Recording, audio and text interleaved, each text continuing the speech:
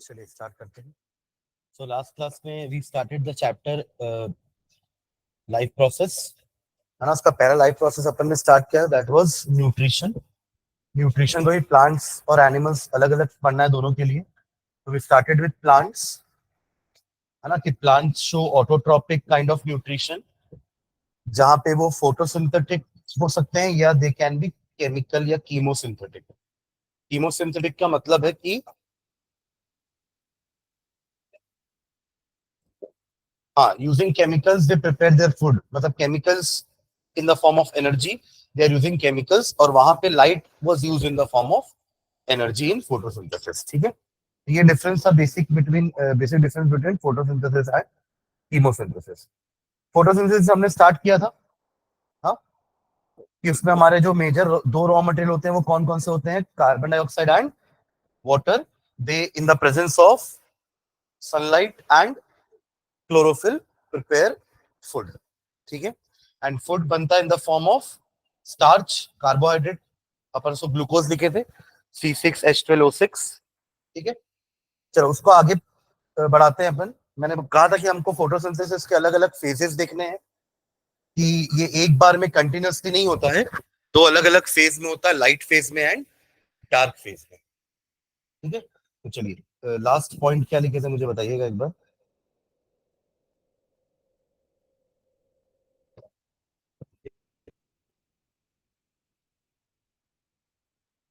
ठीक,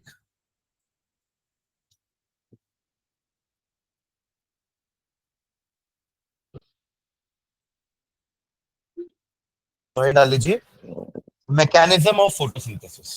mechanism of photosynthesis. Mechanism of photosynthesis.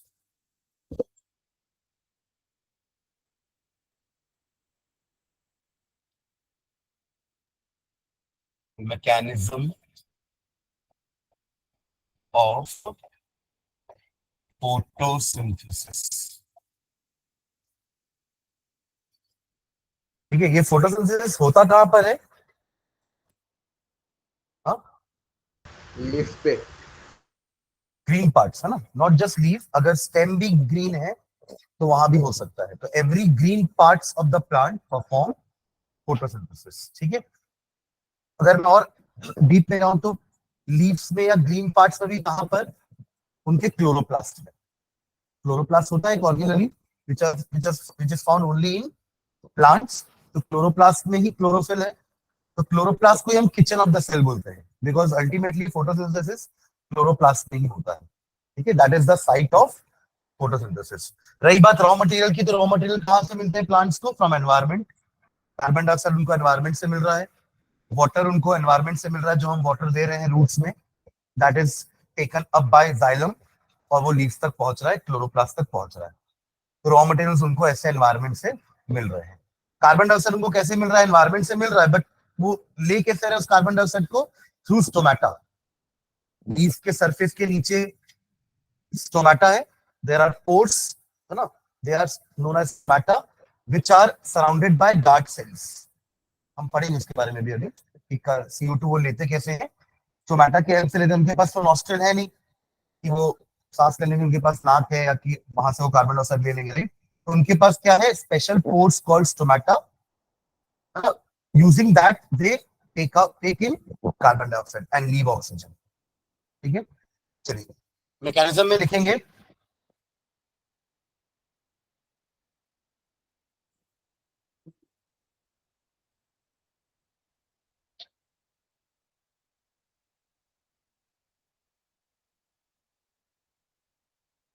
photosynthesis takes place in two phases. photosynthesis takes place photosynthesis takes place in two phases. in two in two phases, hyphen डाल के, light phase and dark phase. Light phase and dark phase. Light phase and dark phase, PHASE ना। Light phase and dark phase. पहला लिखेगा light phase. पहले light phase को समझते हैं। Light phase, light phase के ब्रैकेट में लिखेगा फोटोकेमिकल फेज, क्योंकि ये लाइट के प्रेजेंस में हो रहा है। फोटो मतलब लाइट होता है, तो फोटो केमिकल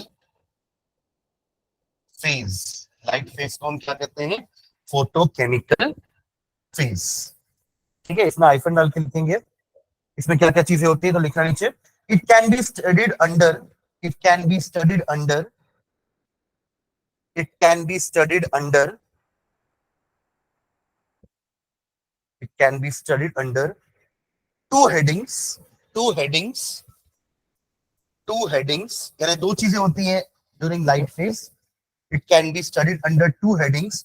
फर्स्ट हेडिंग लिखिएगा absorption of light energy by chlorophyll, absorption of, absorption of light energy by chlorophyll. That is the reason why कि वही पार्ट्स फोटोसिंथेसिस कर पा रहे हैं जिनके पास क्लोरोफिल है, यानी जो ग्रीन है, बिकॉज यही पिगमेंट है जो लाइट को एब्जॉर्ब करता है ड्यूरिंग डे टाइम। ठीक है, absorption of light energy by chlorophyll, इसमें आइफन डाल के लिखना। It takes place in, it takes place in, ये फर्स्ट पॉइंट है हमारा, टू हेडिंग्स है ना, उसमें पहली हेडिंग है absorption of light energy by chlorophyll. It takes place in grana region of chlorophyll, chloroplast, grana region, grana region of chloroplast, grana region of chloroplast. आपका जो क्लोरोप्लास्ट ऑरिजिनली, उसके अंदर दो रीजन होते हैं अंदर, ऑरिजिनली के अंदर हो रहा है ना, किचन है जो आपका, उसमें दो पार्ट है, एक स्ट्रोमा है, दूसरा ग्राना है। ग्राना में होता है लाइट फेज और स्ट्रोमा में होता है डार्क फेज। ठीक है, तो it takes place in grana region of chloroplast, full stop. During light reaction, during light reaction, during light reaction, during light reaction, comma, energy of sun is trapped by, energy of sun is trapped by, energy of sun is trapped by chlorophyll, trapped by chlorophyll,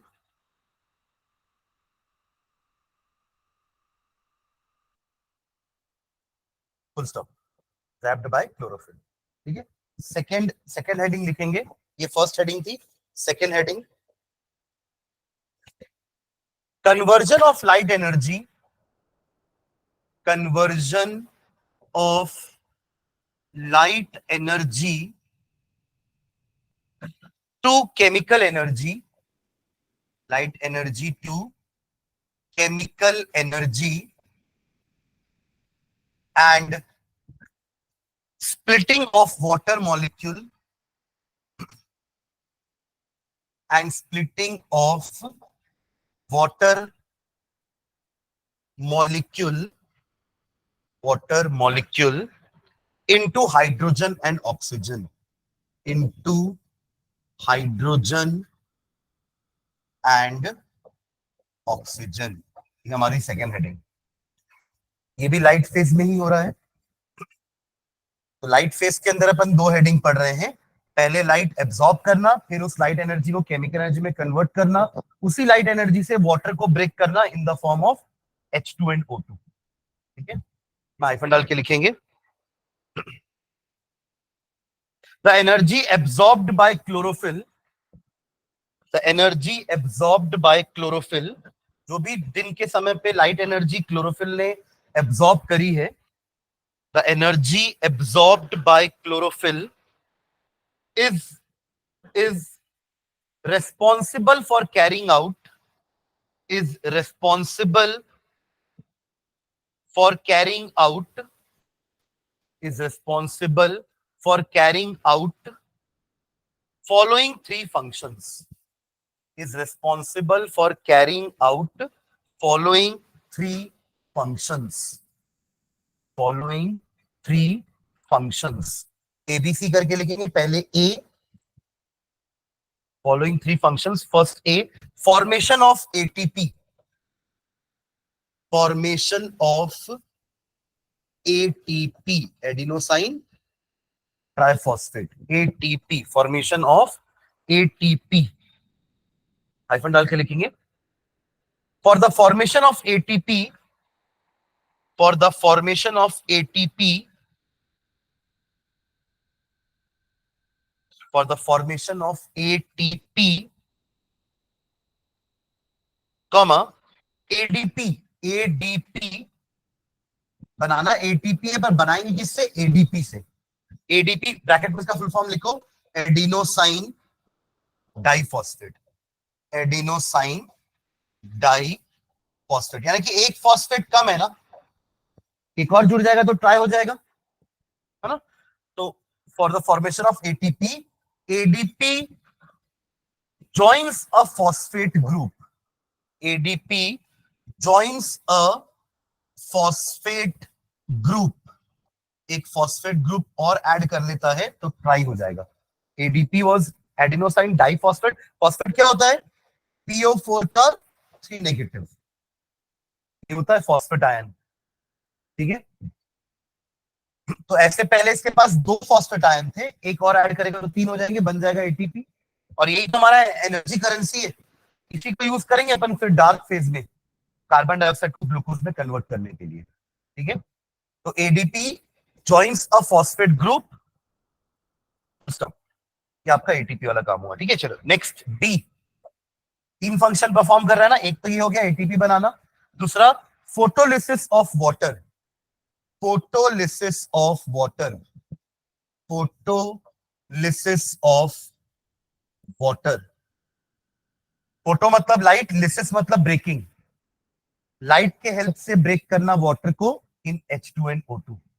ठीक है. तो hyphen डाल के लिखेंगे, the decomposition of water into, the decomposition of water into, the decomposition of water into H2 and O2, the decomposition of water into H2 and O2 by light energy, by light energy is called photolysis of water.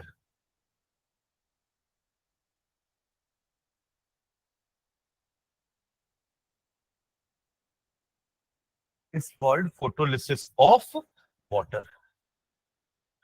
Reaction ऐसे ही word equation के form में लिख लो, water breaking down into hydrogen plus oxygen in the presence of light energy.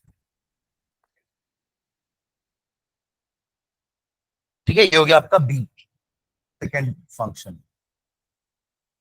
Third function लिखेंगे, third C. Synthesis of, synthesis मतलब बनाना, synthesis of NADPH. Synthesis of NADPH तो फुल फॉर्म लिखेंगे bracket में. H का मतलब रिडक्शन, तो reduced nicotinamide, nicotinamide adenine dinucleotide phosphate.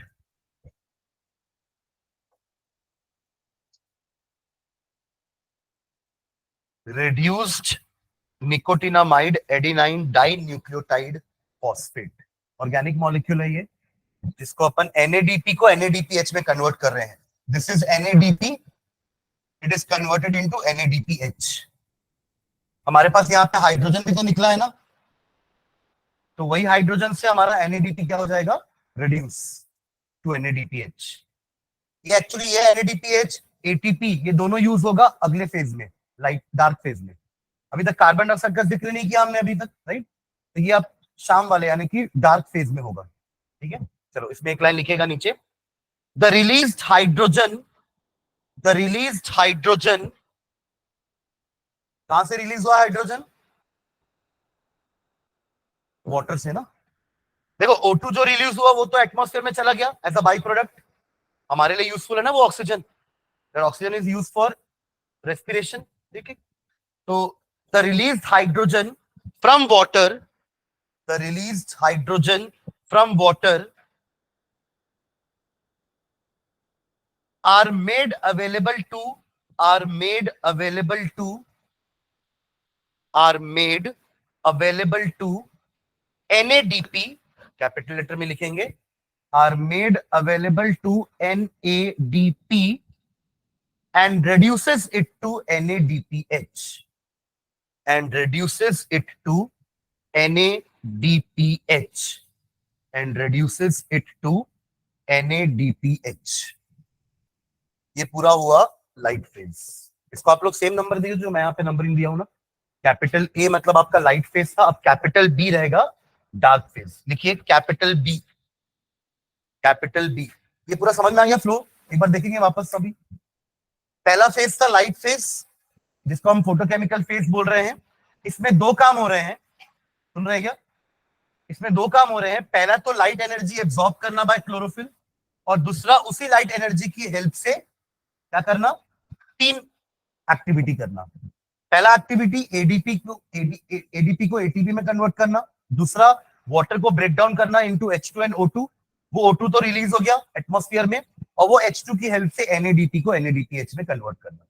तो ये सब कब हो रहा है, लाइट फेज में, ठीक है। अब बी लिखेंगे, कैपिटल बी नंबर देंगे, डार्क फेज, डार्क फेज। देखो अभी तक कार्बन डाइऑक्साइड पिक्चर में नहीं आया है, अब आएगा डार्क फेज। ब्रैकेट में लिखेंगे लाइट इंडिपेंडेंट फेज बोलते हैं इसको। लाइट की जरूरत नहीं है इस फेज को, क्योंकि लाइट वाला जितना भी काम था हमने कर दिया लाइट फेज में।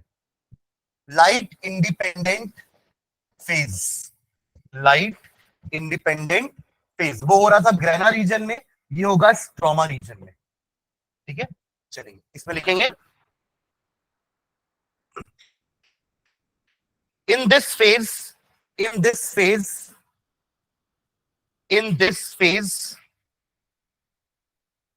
carbon dioxide is reduced to, in this phase carbon dioxide is reduced to, carbon dioxide is reduced to carbohydrate, carbohydrate bracket में ग्लूकोज लिख लेना। Carbon dioxide is reduced to carbohydrate bracket में glucose by the hydrogen in the, by the hydrogen reduce हो रहा है मतलब इसको भी कहीं ना कहीं से हाइड्रोजन मिल रहा होगा।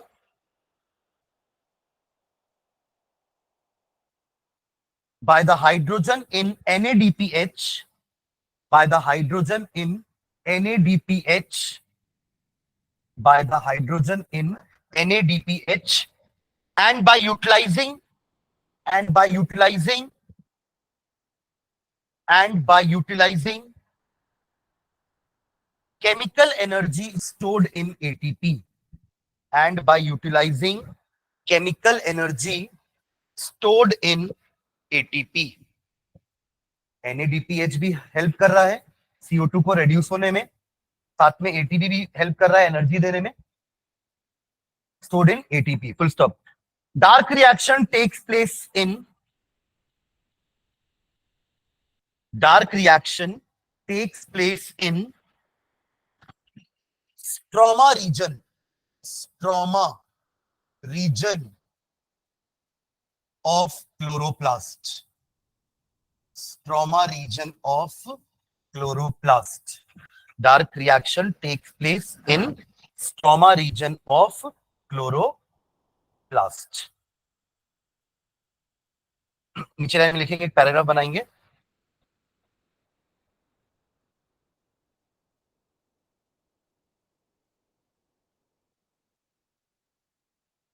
in this phase,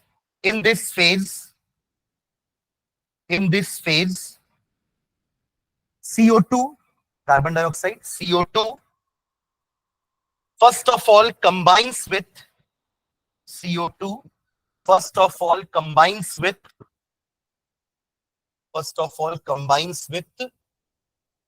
RUBP. RUBP, इसका फुल फॉर्म लिखेंगे ribulose biphosphate. Ribulose biphosphate, which is used as a catalyst,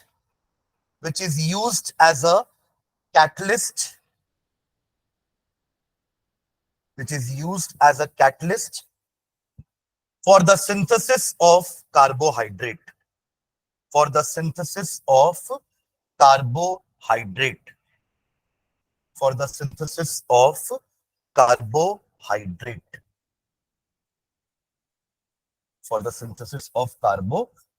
stop. The overall dark reaction can be represented as the overall dark reaction can be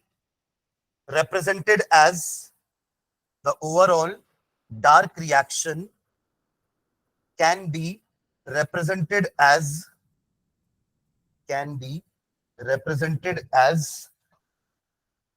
चलिए reaction लिखेगा. क्या क्या बोला हमने पूरा paragraph में, क्या क्या लिखा? Carbon dioxide is reduce to glucose, right? समझ रहे? जो पूरा पैराग्राफ लिखे दो, carbon dioxide is reduce to glucose, but किसकी हेल्प से? सबसे पहले आरयूबीपी के साथ ये कंबाइन करेगा, जो कि एक काइंड ऑफ एंजाइम है बोल लो, या काइंड ऑफ कैटलिस्ट है. कैटलिस्ट अपन ने पढ़ा था ना केमिस्ट्री के फर्स्ट चैप्टर में. They are the chemical substances which helps in increasing or decreasing the speed of reaction, altering the speed of reaction without actually taking part in it. मतलब वो कैटलिस्ट यूज नहीं होगा, यानी खत्म नहीं होगा, वो सिर्फ क्या कर रहा है? कार्बन डाइऑक्साइड को हेल्प करेगा रिड्यूस होने में. आरयूबीपी रिएक्ट नहीं कर रहा है उसके साथ, सिर्फ उसको क्या बोलते हैं, क्या दे रहा है? एक सरफेस दे रहा होगा कि रिएक्ट करने के लिए, ताकि वो जल्दी रिएक्ट कर जाए. प्लस लाइट फेज में जो हमने एनर्जी बनाई थी वो यूज करेंगे एटीपी, प्लस जो अपन ने NADP लिया था वो हेल्प करेगा इसको रिड्यूस करने में. हाइड्रोजन यहीं से तो आएगा, समझ रहे हैं? तो ये हमारे 4 रिएक्टेंट हो गए. कार्बन डाइऑक्साइड को रिड्यूस करना है तो उसको तो लेना ही पड़ेगा. रिड्यूस कौन कर रहा है? NADPH, उसको भी लेना पड़ेगा. एनर्जी लगेगी, इसलिए ATP, और ये कैटलिस्ट जो रिएक्शन को थोड़ा फास्ट कर रहा है. Am I clear? अब प्रोडक्ट में क्या क्या आएगा बताइए क्या? ग्लूकोज बन जाएगा, CO2 रेड्यूस हो जाएगा ग्लूकोज में, तो C6H12O6, करेक्ट? ये होगा ऐसा. नाउ NADP तो H दे चुका है ना उधर, ये है कि नहीं H? तो NADP का H हट गया तो क्या बचेगा? सिर्फ NADP बचेगा. क्लियर? अब ये ATP ने भी एनर्जी दी है वहां पे, तो ये वापस से अपने ADP के फॉर्म में कन्वर्ट हो जाएगा, प्लस एक फॉस्फेट इसका निकल जाएगा. प्लस ये तो सिर्फ कैटलिस्ट है ना, ये यूज नहीं होता, खत्म नहीं होता, तो ये कैटलिस्ट वापस से आपको मिल जाएगा. This is our overall reaction for dark phase. हाँ, कार्बोहाइड्रेट. समझे क्या रिएक्शन पूरा? जो भी हमने पूरा पैराग्राफ में लिखा है ना ऊपर दोनों पैराग्राफ में, उसको इस रिएक्शन से समराइज कर रहे हैं अपन कि carbon dioxide is reduced using NADPH, energy in the form of ATP, and catalyst is RUBP, ribulose biphosphate. तो ये हो गया reduce to carbohydrate. ठीक है, अब उसके बाद क्या क्या चीजें बच गई? NADPH NADP बन गया, ATP फिर से ADP बन गया, और इसका एक फॉस्फेट निकल गया, और RUBP तो सिर्फ एक कैटलिस्ट था, तो वो रह जाएगा. Am I clear? तो ये आपका ओवरऑल डार्क रिएक्शन हो गया. अब देखो यही NADP और यही ADP फिर से अगले दिन लाइट फेज में ATP और NADPH में कन्वर्ट होने वाले हैं. ये साइकिल चलती रहेगी. तो इस साइकिल की स्टडी करी थी एक केल्विन नाम के साइंटिस्ट ने, CALVIN. तो उन्होंने एक साइकिल दी थी, नाम है केल्विन साइकिल, जिसमें ये फोटोसिंथेसिस प्रोसेस को वो उन्होंने अ काइंड ऑफ साइकिल की तरह रिप्रेजेंट किया था। ठीक है, ये लिख लिया पूरा। ठीक है, आपकी बुक में ना एक रिएक्शन दिया हुआ है, दैट इज इस टाइप का रिएक्शन, ध्यान देना। CO2 plus H2O gives C6H12O6 plus O2। यहां पे उसने 6 लिया है, यहां 12 लिया है, यहां पे 6 और 6H2O भी। दिख रहा है रिएक्शन सबको? आपकी बुक में लिखा हुआ है। ठीक है, अब हमने जब केमिस्ट्री में पढ़ा था बैलेंसिंग वाला, तब हमने ये 6H2O नहीं लिखा था। यहाँ पर प्रोडक्ट साइड में हमने यहाँ पे सिर्फ 6 लिखा था।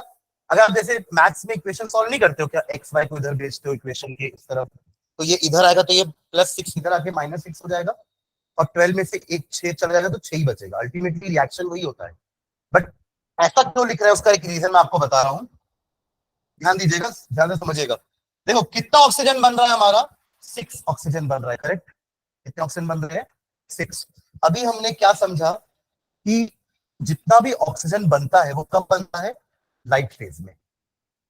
कब बनता है, लाइट फेज में। मतलब जितना भी ऑक्सीजन आ रहा है वो कहां से आ रहा होगा, पानी से ही। मैं क्लियर? अब अगर आपने यहाँ पे लिख दिया 6H2O, ध्यान से समझिएगा इस चीज को ना, कि क्यों ऐसा हो रहा है। 12 क्यों लिखे अपन यहाँ पे, अगर आपने 6 लिखा होता तो 6H2O से तो 3O2 ही आता ना। कितने ऑक्सीजन इसके पास, 6 ऑक्सीजन है। 6 ऑक्सीजन मिलकर कितने मॉलिक्यूल बनाते, 3 ही बना पाते। बट हमारे पास तो अल्टीमेटली 6 ऑक्सीजन मॉलिक्यूल निकलते हैं ना। तो हम ये बताना चाह रहे हैं कि ये जितना भी ऑक्सीजन आ रहा है ना, ये सब पानी से आ रहा है, कार्बन डाइऑक्साइड से नहीं। क्योंकि लाइट फेज में तो कार्बन डाइऑक्साइड यूज अप ही नहीं हुआ था अभी तक। आप तो समझ रहे मैं क्या बोलना चाह रहा हूं?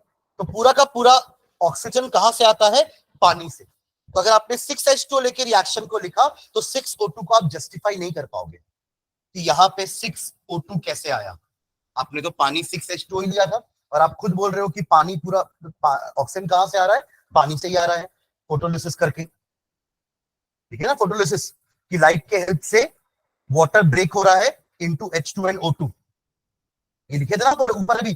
तो उससे आप ये जस्टिफाई नहीं कर पाओगे कि 6 ऑक्सीजन कहां से आया, अगर आप यहाँ पे 6 ही पानी लोगे तो। हाँ 12 लोगे तो आपको जस्टिफाई कर सकते हो कि हाँ 12 वाटर है, तो हर वाटर में एक ऑक्सीजन है, तो 12 ऑक्सीजन हो गए, तो उसको 6O2 लिख सकते हैं। एग्री करते हैं कि 12 ऑक्सीजन मतलब 6O2 होगा, है ना। और बाकी जो इसका बच गया वो आपका 6H2 दिखाएगा वहां पे राइट हैंड साइड में। क्लियर है? आप यही पूछ रहे थे ना लास्ट क्लास में। ठीक है, चलिए ओके। तो चलो वो केल्विन साइकिल ही बनाते हैं, फिर ये ओवरऑल रिएक्शन भी लिखेंगे, या पहले ओवरऑल रिएक्शन लिख लो। The overall reaction of photosynthesis can be written as, ऊपर वाला रिएक्शन लिख लो। द ओवरऑल रिएक्शन, ये जो अपन ने लिखा है ये ओवरऑल डार्क रिएक्शन है। अब जो लिख रहे हैं ये ओवरऑल फोटोसिंथेसिस का रिएक्शन है। The overall reaction of photosynthesis can be written as, can be written as, can be written as, ये इक्वेशन लिख लो।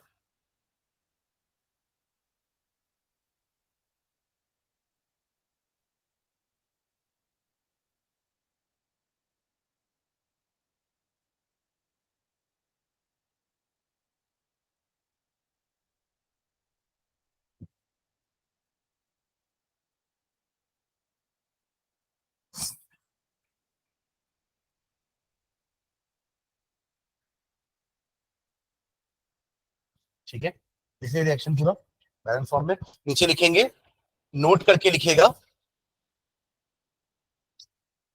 12H2O is used, 12H2O is used in the reaction, in the reaction, in the reaction, because it has been already proved that, because it has been already proved that, because it has been already proved that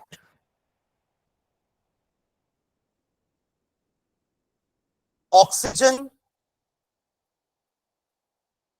evolved during photosynthesis, oxygen evolved, evolved मतलब बनना, evolved during photosynthesis. It has been proved that oxygen evolved during photosynthesis comes from H2O. Comes from H2O, not from CO2. Comes from H2O, not from CO2.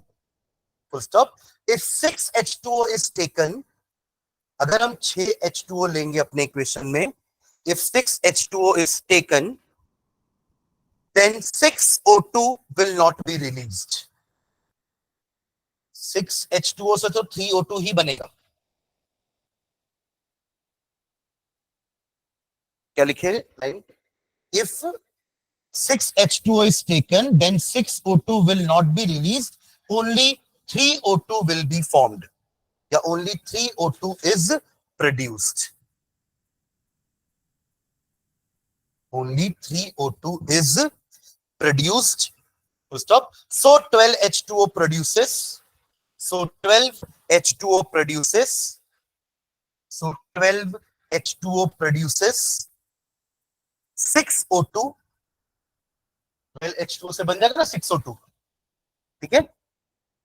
12H2O produces 6O2 and अब जो 12H2 बच गए, 12H2 बचा है ना, and 12H2 and out of 12H2 लिखेगा, sorry, and out of 12H2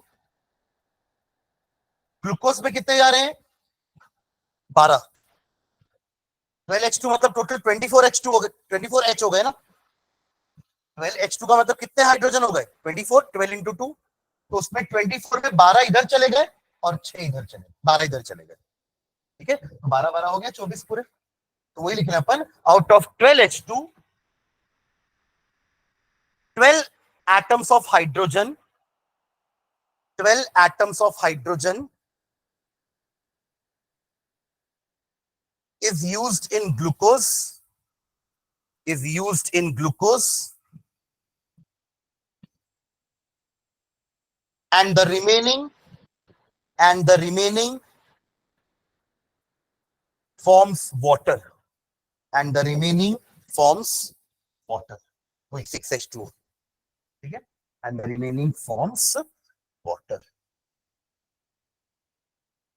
ठीक है, चलिए केल्विन साइकिल बना लेते हैं. लास्ट ड्रॉ करना मेरे साथ में ही.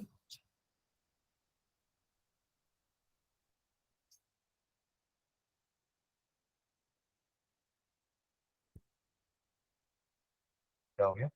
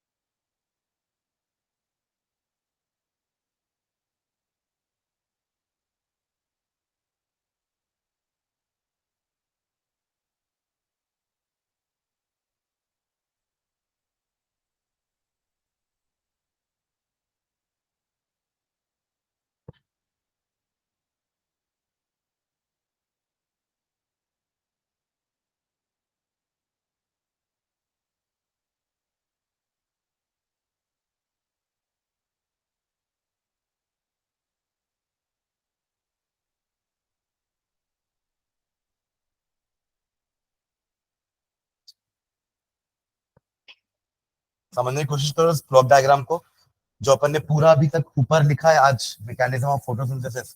ये ब्लॉक डायग्राम पूरा उसी को समझा रहा है.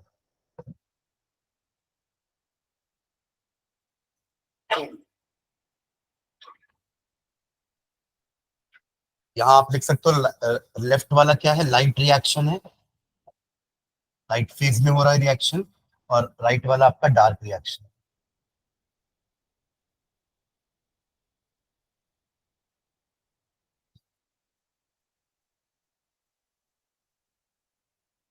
नीचे लिखना केल्विन साइकिल।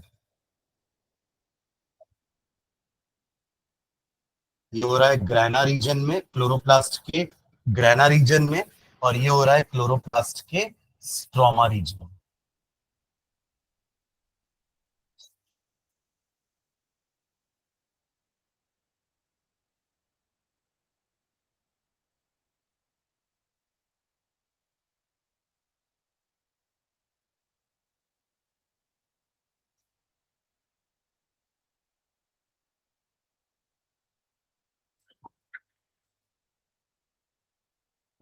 समझ में आ रहा है डायग्राम?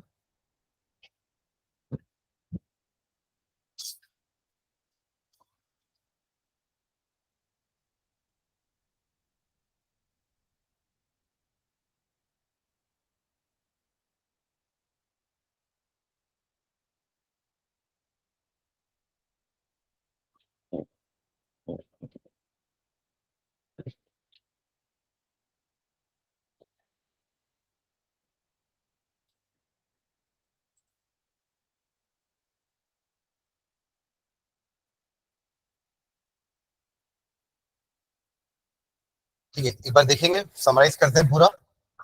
सनलाइट भी देखो अंदर की तरफ ही जा रहा है, H2 अंदर की तरफ है, CO2 अंदर की तरफ है, एंड क्लोरोफिल भी अंदर की तरफ है, बिकॉज ये सारे हमारे रॉ मटेरियल्स हैं, इनके बिना फोटोसिंथेसिस हो नहीं पाएगा। ठीक है, तो H2O ही कन्वर्ट होके O2 बन रहा है, और जो भी H2O से H निकल रहा है वो NADPH में कन्वर्ट हो रहा है। बट NADPH बन कैसे रहा है? जो NADP आ रहा है उसमें H ऐड होकर के NADPH बन रहा है, जो ADP आ रहा है उससे ATP बन रहा है। ठीक है, और यही ATP और NADPH light phase dark phase में यूज हो रहे हैं, तो आप इसके ब्रैकेट इसके ऊपर NADPH ATP लिख देना। ये उधर दिखाते हुए, उधर दिखाना मतलब ये दोनों उधर जा रहे हैं टुवर्ड्स डार्क फेज, और रिटर्न आ रहा है NADP एंड ADP। ठीक है, अब ये जैसे वहां पे गए RUBP की हेल्प से, and CO2 is reduced to glucose, और आफ्टर दिस रिएक्शन हमको NADP ADP वापस मिल जाएगा, जो फिर से वापस से यूज अप हो जाएगा। तो ये आपका पूरा कंप्लीट साइकिल हो गया। ठीक है, ठीक। एनसीईआरटी रखें क्या? देखना उसमें एक डायग्राम दिया होगा, cross section of a leaf, देखिएगा एक बार, cross section of a leaf एक डायग्राम है जिसमें दिखाया है कि लीफ में बॉटम सरफेस में एक पार्ट है जिसको अपन स्टोमेटा बोलते हैं। हाँ वही cross section of a leaf. Page number बता दो एक बार। 96, पुरानी बुक में।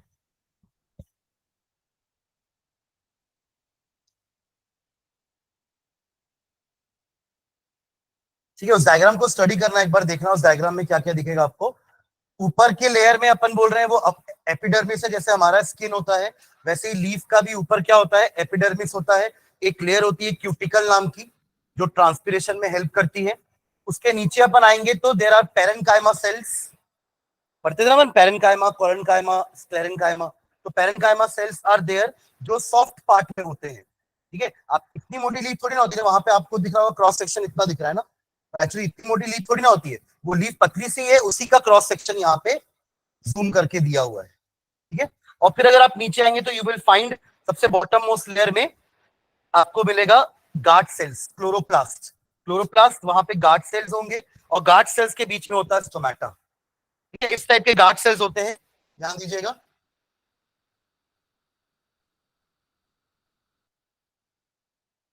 ठीक है, ये ओपनिंग है, दैट इज स्टोमेटा। ठीक है, गार्ड सेल्स में पानी फिल हो जाता है ना, तो वो स्वेल अप हो जाते हैं एंड दे ओपन अप। एक बार अगर ओपन अप हो गए तो अब स्टोमेटा से क्या होगा, ट्रांसपिरेशन स्टार्ट हो जाएगा, वाटर का लॉस होना चालू हो जाएगा, CO2 और O2 का एक्सचेंज भी होगा, और धीरे धीरे क्या होगा, वाटर लॉस होने से आपका गार्ड सेल जो स्वेल हो गया है वो श्रिंक हो जाएगा, एंड श्रिंक होने के बाद इट विल क्लोज डाउन, मतलब स्टोमेटा क्या हो जाएगा, क्लोज हो जाएगा।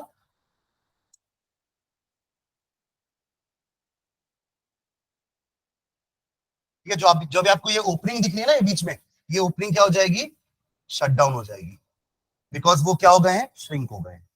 वापस से पानी भरेगा तो ये फूलेंगे, स्वेल होंगे, और अगेन बीच में एक होल क्रिएट हो जाएगा, एंड दैट इज स्टोमेटा। तो स्टोमेटा की ओपनिंग एंड क्लोजिंग कौन डिसाइड कर रहा है? Guard cells. गार्ड सेल्स के अंदर पानी भर गया है तो वो ओपन हो जाएंगे फूल के, और स्टोमेटा ओपन अप हो जाएगा, ट्रांसपीरेशन होगा, ट्रांसपीरेशन से वाटर लॉस होगा, तो स्टोमेटा, गार्ड सेल्स में से पानी निकल रहा है, वो श्रिंक हो जाएंगे, श्रिंक होने के बाद वो ओपनिंग को फिर से बंद कर देंगे। ठीक है, तो क्वेश्चन कभी कभार आता है कि उनकी ओपनिंग को कौन कंट्रोल कर रहा है, तो it is done by the guard cells. ठीक है, okay.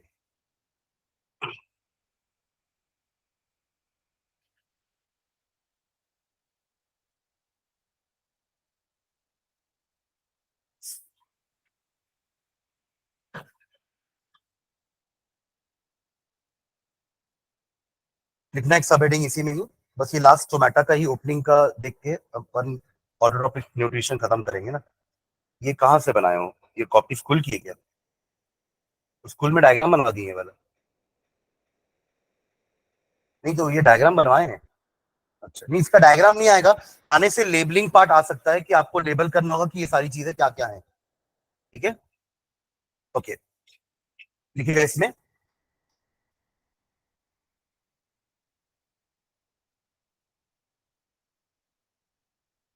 Sources of raw materials, sources of raw materials, sources of raw materials and energy, sources of raw material and energy।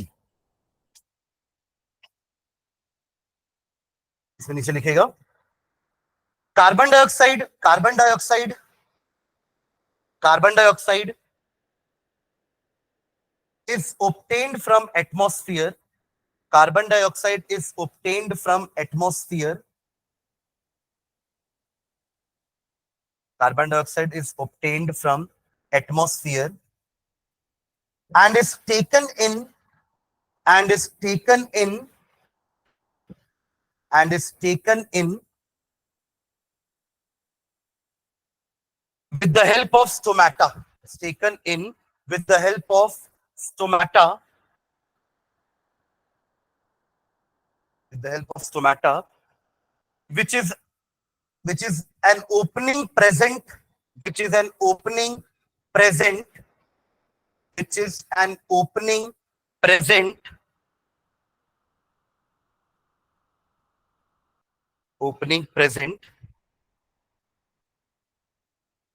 in leaves, in leaves, in lower surface of leaves लिखो, in lower surface of leaves, in lower surface of leaves।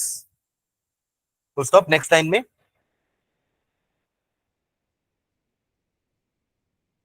water, water is obtained from, water is obtained from roots, from roots by xylem, by xylem, and it helps in, and it helps in, and it helps in opening and closing of stomata, opening and closing of stomata, and it helps in opening and closing of stomata through guard cells, through guard cells, GUARD, through guard cells। ठीक है, इसका एक diagram जो आपकी book में ना उसको draw करेंगे, एनसीईआरटी में डायग्राम है वही वाला, गार्ड सेल्स वाला डायग्राम दिख रहा है? नहीं ये नहीं, इस साइड होगा, ये वाला, हाँ। ठीक है, ये पेज नंबर 97 पे है ना, जहां पे आपको दो डायग्राम दिख रहे होंगे, एक में गार्ड सेल्स में पानी भरा हुआ है तो स्वेलिंग के कारण you can find a gap in between, वो स्टोमेटा ओपन है, और जैसे ही पानी निकल जाएगा तो स्टोमेटा क्लोज। दिख रहा है डायग्राम? देखो पीछे बीच में पेज नंबर 83, नई बुक में 83, पुरानी बुक में 97। जल्दी से उसको डायग्राम को ड्रॉ कर लो ऊपर।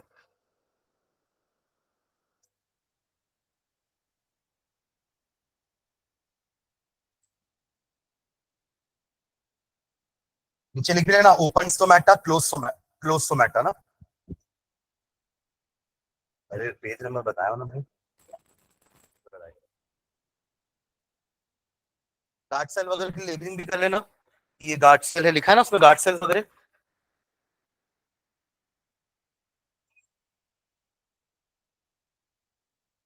देखो गार्ड सेल में ग्रीन डॉट्स जो दिख रहे हैं ना, वो क्या है? Chloroplast.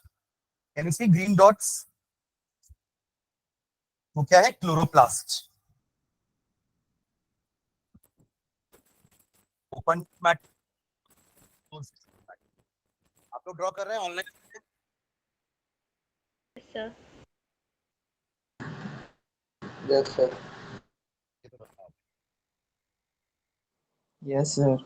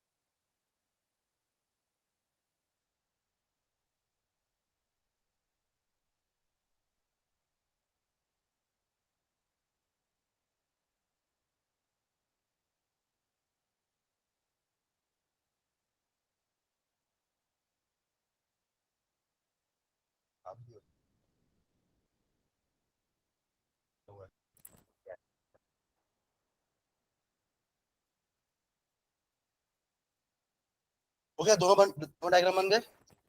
One stomata and close stomata.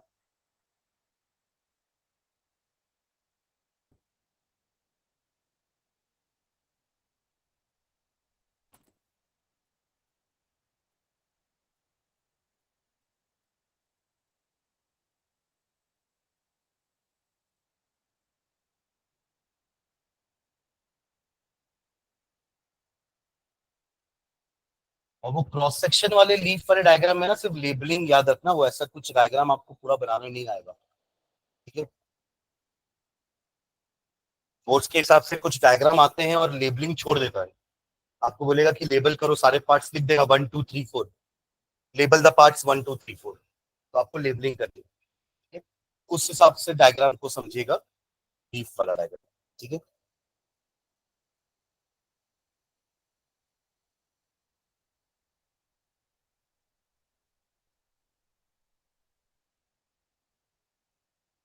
हो गया? अब ना कुछ एक्टिविटीज आपकी बुक में दी हुई है एनसीईआरटी में ही, ये कि क्लोरोफिल की वाकई में जरूरत पड़ती है कि नहीं पड़ती है, सनलाइट की वाकई में जरूरत पड़ती है कि नहीं पड़ती है, कार्बन डाइऑक्साइड की जरूरत पड़ती है कि नहीं पड़ती है। तो there are 3 experiments, 3 activities to prove whether sunlight is necessary for photosynthesis, carbon dioxide is necessary for photosynthesis, या chlorophyll is necessary for photosynthesis. ठीक है? तीनों एक्टिविटी का मेन बेसिस क्या है पता है? Starch test. ये समझना जरूरी है। स्टार्च टेस्ट क्या होता है, सब यहां ध्यान देंगे। स्टार्च क्या होता है? ये देखो, जब लीफ खाना बनाती है तो क्या बनता है? Carbohydrate, glucose. जितना वो यूज अप कर लिए, otherwise the rest of the glucose या carbohydrate is stored in the leaves in the form of starch. जैसे हमारी बॉडी में भी होता है कि हम हमारे बॉडी में लीवर के अंदर ग्लाइकोजन के फॉर्म में कुछ फूड स्टोर रहता है, ताकि हम कभी और उस फूड को यूज कर सकें। In the same way plants को भी अगर जैसे कभी फोटोसिंथेसिस परफॉर्म नहीं कर पाए, तो उनके पास कुछ रिजर्व फूड रहता है। रिजर्व समझते हैं, मतलब जो हमारे पास है। जैसे कोरोना टाइम में हो गया था ना, सब दुकानें बंद हो गई, जो घर में वही खाना है जो बचा बचा के रखे थे, है ना? तो ये भी वही है कि अगर उनका कार्बोहाइड्रेट उस समय जो बना है, यूजअप होने के बाद जो बच गया है ना, वो उसको स्टोर कर देते हैं इन the form of starch, leaves में। अब स्टार्च टेस्ट क्या होता है? हम आयोडीन सॉल्यूशन को ऐड करते हैं लीव्स में। आयोडीन समझते हैं ना, एक तरह का हैलोजन है, जैसे क्लोरीन है, ब्रोमीन है, वैसी आयोडीन। तो ये आयोडीन जो आता है आपका, ये ब्लू ब्लैक कलर का आयोडीन होता है सोल्यूशन। इसको आप ऐड करते हो लीव्स में, अगर स्टार्च प्रेजेंट है तो स्टार्च इस आयोडीन के प्रेजेंस में या लीव्स जो ग्रीन कलर की थी वो पूरी ब्लू ब्लैक कलर की कन्वर्ट हो जाएगी if it has starch in it. और अगर लीव्स के अंदर स्टार्च नहीं है देन वो ग्रीन कलर की ही रहेगी, उसका कलर चेंज नहीं होगा। ये स्टार्च टेस्ट होता है। Am I clear? तो जैसे अपन को पहला चीज प्रूव करना है कि वेदर सनलाइट इज नेसेसरी और नॉट फॉर अ प्लांट, तो आप क्या करो, एक प्रॉपर पॉटेड प्लांट जो आपके पास है उसको कुछ दिनों के लिए डार्क रूम में रख दो। डार्क रूम में रखना क्योंकि ये लाइट से भी हो सकता है फोटोसिंथेसिस परफॉर्म हो जाए, नॉट जस्ट सनलाइट, फोटॉन्स तो एनर्जी तो इसमें भी है, इस लाइट में भी एनर्जी है, इसलिए डार्क रूम में रखने बोल रहे हैं। समझ रहे हैं? एक डार्क रूम जहां पे कुछ भी लाइट नहीं है वहां पे आप एक पॉटेड प्लांट को रख दो, 3-4 दिन तक रहने देना। 3-4 दिन तक क्यों? क्योंकि उसके अंदर जो स्टोर्ड स्टार्च है उसको तो वो यूज कर ही रहा होगा ना, 3-4 दिन तक उसको यूज कर रहा होगा वो। उसके बाद अब आप उसको उसके एक लीफ को प्लग करो और लीफ में क्या करो, आयोडीन टेस्ट करके देखो। ठीक है? और उस प्लांट को वापस से सनलाइट में रखो, कुछ दिनों बाद फिर आयोडीन टेस्ट करो, तो जिस लीफ को पहले आपने आयोडीन टेस्ट किया होगा ना वो ब्लू ब्लैक नहीं हुई होगी क्योंकि उसके अंदर स्टार्च था ही नहीं। जितना भी स्टार्च था 2-3 दिनों में ट्री प्लांट ने यूज कर लिया और खाना बन नहीं पा रहा था। क्यों नहीं बन पा रहा था? क्योंकि आपने डार्क रूम में रखा था, सनलाइट नहीं मिल रही थी। पर जब आपने सनलाइट के प्रेजेंस में रख कर वापस से आयोडीन टेस्ट किया तब वो लीफ ब्लू ब्लैक हो गई। इससे तो ये प्रूव होता है ना कि डार्क में फोटोसिंथेसिस परफॉर्म नहीं कर पा रही थी लीव्स, इसलिए जितना भी स्टार्च था वो खत्म हो गया। और खत्म होने के बाद जब हमने टेस्ट किया लीफ का आयोडीन टेस्ट, स्टार्च टेस्ट, तो कोई कलर चेंज नहीं हुआ। बट सनलाइट में रखने के बाद जब आयोडीन टेस्ट किए तब वो लीव्स ब्लू ब्लैक कलर की हो गई। दिस शोज दैट कि सनलाइट के प्रेजेंस में they are preparing their food, यानी कि sunlight is necessary for the photosynthesis. ठीक है? एक और एक एक्टिविटी है ये प्रूव करने के लिए कि क्लोरोफिल भी जरूरी है या नहीं। अगर क्लोरोफिल जरूरी नहीं होता तो जो पार्ट्स ग्रीन नहीं है वो भी परफॉर्म करते फोटोसिंथेसिस, हाँ या ना? यानी कि उनमें भी स्टार्च होता। अगर वो परफॉर्म कर रहे फोटोसिंथेसिस तो खाना तो वो भी बना रहे होंगे ना, तो स्टार्च तो वहां भी होगा। तो कुछ ऐसी टाइप की लीव्स में इसमें स्टडी करेंगे अपन जिसमें थोड़ा बहुत, उसको अपन कहते हैं वेरीगेटेड लीव्स, जैसे मनी प्लांट की होती है ना, उसमें थोड़ा अलग सा कलर भी होता है, अपार्ट फ्रॉम ग्रीन कलर कुछ और कलर भी होते हैं लीव्स में, है ना। आप उसमें स्टार्च टेस्ट परफॉर्म करके देखो, तो जो ग्रीन पार्ट है ना लीफ का वही स्टार्च टेस्ट के कारण ब्लू ब्लैक होगा, और जो नॉन ग्रीन पार्ट्स हैं वो ब्लू ब्लैक नहीं होंगे, जैसे कलर के थे वैसे ही रहेंगे। दिस शोज दैट कि उनके पास क्लोरोफिल नहीं है, उन्होंने फोटोसिंथेसिस परफॉर्म नहीं कर पाए, इसलिए वहां पे स्टार्च नहीं है। ग्रीन वाला पार्ट फोटोसिंथेसिस परफॉर्म कर पाया क्योंकि उनके पास क्लोरोफिल था और उन्होंने स्टार्च टेस्ट को दिया और वो ब्लू ब्लैक कलर के हो गए। समझ रहे हैं क्या? तो ये दो एक्टिविटी हो गई, टू प्रूव कि sunlight is necessary and to prove chlorophyll is necessary. Third आपकी एक्टिविटी जो दी हुई है वो है कार्बन डाइऑक्साइड के लिए, वही वाली, वही जो बेल जार में रखा है ना, दो दो प्लांट है उसको आपने बेल जार में रखा हुआ है ना, दिख रहा है? अब बेल जार में हमने एक प्लेट ली हुई है अंदर, दिख रहा है आप लोग को? ये वाली एक्टिविटी है ना। इस प्लेट के अंदर क्या है? Potassium hydroxide. पोटेशियम हाइड्रोक्साइड क्या होता है? KOH। KOH इसकी प्रॉपर्टी होती है कि ये क्या करता है पता है? पूरा का पूरा कार्बन डाइऑक्साइड को एब्सॉर्ब कर लेता है। क्या कर लेता है? एब्सॉर्ब कर लेता है। तो आपने बेल जार में दोनों को रखा, दो प्लांट्स लिए आपने, दोनों को बेल जार के अंदर रखा। बेल जार के अंदर थोड़ा बहुत तो कार्बन डाइऑक्साइड होगा ना, तो जिस बेल जार के अंदर ये प्लेट भी है जिसमें KOH है, वो क्या करेगा? KOH पूरा का पूरा कार्बन डाइऑक्साइड को खुद एब्सॉर्ब कर लेगा, प्लांट को लेने नहीं देगा। और दूसरे वाले में हमने KOH नहीं रखा है, तो वहां वाले प्लांट को कार्बन डाइऑक्साइड मिलेगा, मिलेगा कि नहीं मिलेगा? तो वो फोटोसिंथेसिस परफॉर्म कर रहा होगा।